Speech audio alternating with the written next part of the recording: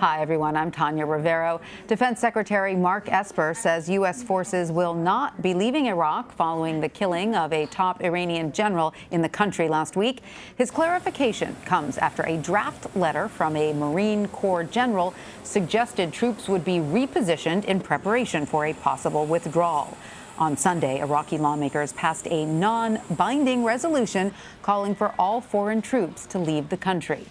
Yesterday, President Trump told reporters on Air Force One if Iraq does ask U.S. forces to leave, quote, "We will charge them sanctions like they've never seen before ever. It'll make Iranian sanctions look somewhat tame." Christina Ruffini, Anita Kumar, and Jennifer Haberkorn join me now. Christina covers the State Department and Foreign Affairs for CBS News. Anita is a White House correspondent and associate editor for Politico. And Jennifer covers Congress for the Los Angeles Times. Welcome to all of you. Thanks for being with us. Christina, let me start with you. Defense Secretary Esper says that letter is, quote, inconsistent with where we are right now. So where are we right now? The Pentagon says U.S. troops are not planning to leave Iraq. Is that correct? It's a good question. It's a little bit unclear. So what happened with the Iraqi parliament is, as I said, they passed this non-binding resolution.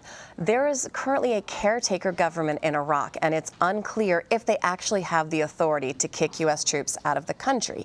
Even with that aside, if you go forward with, okay, yes, they passed this resolution, this is happening, what the resolution actually says is they passed a measure to do the thing. This isn't the thing, right? So they passed a measure to come up with a mechanism, to come up with an agreement to get U.S. troops out of the country. So it's significant in the vote itself. It's significant in that a U.S. ally is now saying get out based on action that the U.S. has taken within their country. But it's less definitive, as I think a lot of people are saying it is. We're not quite there yet, and this is diplomacy, and a lot can happen in the coming months. And so, Anita, what does this scramble tell us about the situation within the Trump administration after the killing of Soleimani? Does it seem that not everyone is on the same page here? Well, after the killing happened a few days ago, there were a lot of people questioning whether the president and his team had sort of thought things through about what the repercussions would be. And I think that some people, some critics, some Democrats of the president are saying, you know, this is just showing that they weren't prepared. You know, there are all these different repercussions in different countries, not just with Iran, and that they weren't prepared for that. The White House today, though, is very much just pointing us to the Pentagon to do the talking, and you saw what the defense secretary said, as you referenced there. And so the president is sticking by with what he said, which is they don't have plans to leave. That wasn't part of the deal. That was not part of anything. And so they are just sort of dealing with that. But mostly what they've been doing is reacting. The president's been reacting to questions that he's gotten and criticisms he's gotten. So, Jennifer, over the next few days, then, members of Congress will be briefed on the U.S. strike that killed Soleimani. Of course, many members of Congress are saying, you know, we should have had this briefing before. But what are they hoping to find out from the Trump administration? The administration officials are going to get a lot of questions at that briefing, particularly from Democrats. They want to know what went into the idea to do this in the first place, what was the plan, and as Anita mentioned, what the long-term plan is. I think that's going to be one of the most important things that lawmakers are going to ask. It's unclear if the administration officials are going to have answers that satisfy senators' demands, but we're going to see a lot of Democrats ask some really significant questions at that hearing, at that briefing. Right, and we really don't know that much about exactly what led to it at this point, in this time. Anita, members of the administration have said there was an imminent threat against the U.S., which led to Soleimani's killing. But do we have any concrete idea of what that threat was, or is there any evidence to back up that claim? We don't know a lot about that, and I think that's what members of Congress want to find out at these briefings. A few members had been briefed, but those that came out of those briefings said they were still a little bit unclear. It doesn't sound like there's confusion about the threat itself. I think that there are a lot of people that believe there had been threats. There had been threats over time. It's really about the word imminent. Was it imminent? And that's what a lot of people are debating. What does imminent mean? Was it something that was going to happen in the next few days, the next few weeks, the next few months? And we've heard all sorts of, all of those things, all of the above. And so, what was the timing of that? And is that timing make this killing and this operation, justified? That's really the question on the timing. Right. And of course, as we were discussing earlier, the big question of what now, what next? Christina, a U.S. defense official told CBS News the next 24 to 36 hours could reveal Iran's intentions now that the mourning period for Soleimani is coming to a close. What possible retaliation could the U.S. be looking at? What should this country be prepared for? It's hard to tell. I mean, they have basically a menu of options depending on how much they want to escalate this further, right? The U.S. is saying they're hoping that this strike will de-escalate the situation and say to Iran, we're serious, don't mess with us, we took out one of your guys, now cool it. That's a hard argument to make to Iranians, who are going to see this as a major affront to them, to their national sovereignty, to their image abroad, and they're going to want to strike back and show that they're not rolling over against the U.S. So we could see things like we've seen in the past year, going after shipping vessels in the Strait of Hormuz. That's that relatively narrow strait where 40% of the world's oil passes through. They could go after tankers. They could go after American facilities in Syria and Lebanon, which is what we've heard this threat that caused this strike was about threat to military personnel in the Middle East. Or we could even see them threaten the homeland. You know, Soleimani's big claim to fame was he orchestrated this hit that never went through, where he was going to bomb Cafe Milano in the U.S. in Georgetown. So we could be looking at something more serious and looking at something that threatens the homeland as well. We just don't know. All right. And Jennifer, the House is planning to vote on an Iran war powers resolution. This is not the first time something like this has come up. But what would this legislation do, and does it appear likely to pass now?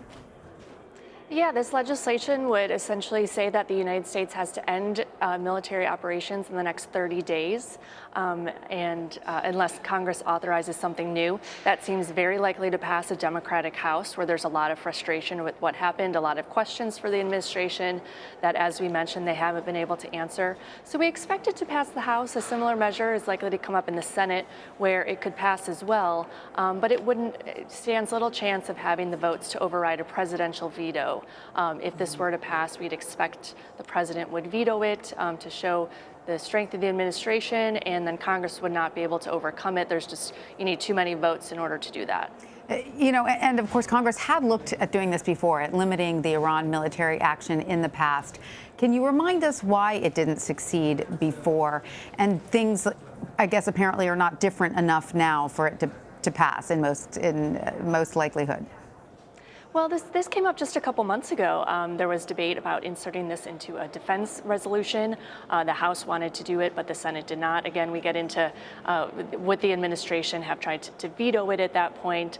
And of course, this was before the killing, and the killing adds a new level of emphasis to this issue, and it's unlikely that Democrats are going to step back and let the administration run the field this time, particularly with the questions that Congress has raised about the administration's actions this week. And Christina, Iran also said it will now no longer comply with uranium enrichment restrictions left over from the 2015 nuclear deal. Of course, they had been suggesting this before. They were, this was a point of contention, obviously, with sanctions. And so this is not the first time that they've sort of threatened this, although they seem to suggest it's more final this time. But where does this really leave Iran's nuclear program and the deal itself? So it's interesting to quote Richard Johnson, who works at the Nuclear Threat Initiative. He said the JCPOA is a zombie, but it's not quite dead yet. And that's because, interestingly, Iran is still going to allow nuclear monitors to come into the country. They said they're going to allow the International Atomic Energy Agency folks to come in and keep track of what they're doing. They're going up to 20% enrichment, which is they're not quite going up to 20% enrichment, which is that key number that will limit the breakout time. So the breakout time is the amount of time it takes them to go from zero to nuclear weapon. And one of the reasons the JCPOA people thought it was important is because it limited how much of this enriched uranium that they could store at a time to keep them from being able to make a weapon very quickly. Now, they haven't quite gone up to that full amount. They've said they are going to turn on more centrifuges and they're going to install some more at some of their facilities, but they're not quite, saying we're done, we're out, we're not letting you into the country, this is our nuclear program, we're going to do whatever we want. And a lot of people who watch this very closely have said that's actually a promising sign that even though they're mad and even though this agreement is in tatters, there could be some hope there in the future if tensions calm down at some point. So, Christina Ruffini, thank you so much. I want to turn to impeachment now. Jennifer, former National Security Advisor John Bolton, says he would testify in an impeachment trial if the Senate issues a subpoena. Is that subpoena likely to come? It seems pretty unlikely right now. I mean, John Bolton's announcement today that he would testify was seen as quite a bit of a surprise because he had resisted efforts to have him testify for so long. But Senate Republicans really don't want to hear from any witnesses, at least at the start of a trial. And it appears unlikely that there would be a subpoena for him. What Senate Republicans want to do is start the trial with some opening statements and deliberations, and then decide whether witnesses such as Bolton need to be heard from. So far, Republicans can run the table on the rules. They have 53 senators. They would need 53 votes. There's been discussion as to whether Republicans and Democrats can come together on witnesses. But as of today, that seems pretty unlikely. And Anita, what questions would Bolton be able to answer? You know, we had heard from his attorney previously that he has information on things relating to the Ukrainian incident that had not yet come to light. Of course, many Democrats want to know what that information is. What else might he be asked? Well, his testimony would probably be significant, and the one reason is because a lot of the people that the House Democrats or the House heard from before weren't people that directly speak to the president. And some of those top aides that they wanted to hear from, like the acting chief of staff, Mick Mulvaney, or John Bolton, or some others, didn't come forward and wouldn't testify, wouldn't cooperate. So anyone that's talking directly or has talked directly to the president would be significant. Obviously, as his National Security Advisor, John Bolton spoke to the president every single day. We do know from other testimony and other reporting by news outlets that he pushed back on this withholding aid to Ukraine. He was one of the significant top members of Congress, top members of the staff that said you have to go ahead with this aid and give this aid. And so if he disagreed with the president, if he pushed back on this, I think that would be very significant. He could talk about what the president was thinking, what he had said, all of these things we have not heard directly from anyone. So that would be a very significant, testimony if that happened. But what do you read into the fact that Bolton specified he'd cooperate with the Senate and was not so willing to cooperate with the House? How important would that distinction be going forward? You know, it seems as if he may just be dangling the possibility of his cooperation, knowing full well he won't be called on.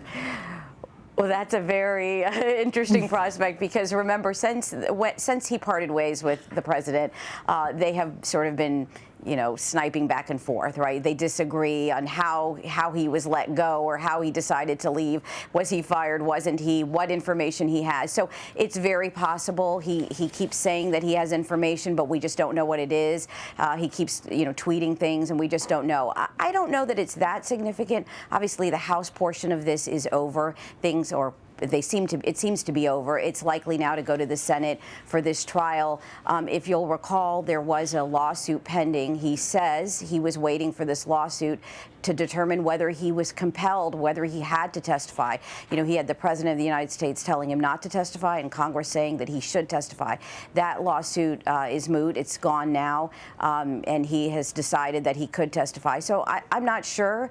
It may be that he wants to go to a Senate, more friendly Senate. Obviously, Republicans control the Senate, and so maybe he thinks that would be better for him. I'm just not sure that we're going to see him. There doesn't appear to be enough votes in the Senate for this to happen, but he likes to be out there sort of speaking provocatively, and he has done so again. Yes, he is. He's the top of the news again today. All right, so Jennifer, do we have any idea when the House will send articles of impeachment to the Senate? No, we don't. When this week started, there seemed to be a bit of frustration bubbling that Pelosi hadn't sent the articles yet and that nothing was coming of it, that this strategy didn't seem to be working. Obviously, Bolton's announcement today changed that dynamic, and in fact, he put a little more pressure on Senate Republicans to allow witnesses. So there's some thought that Pelosi's strategy of holding off on sending the articles over might be effective, at least shine a bit more light on the fact that the Senate doesn't want to hear from witnesses off the bat. So it's a big open question right now when those articles are going to come forward and when the Senate impeachment trial could really get underway. All right, Anita Kumar and Jennifer Haberkorn, thanks to both of you. We really appreciate it. Thank you. Sure, thank you.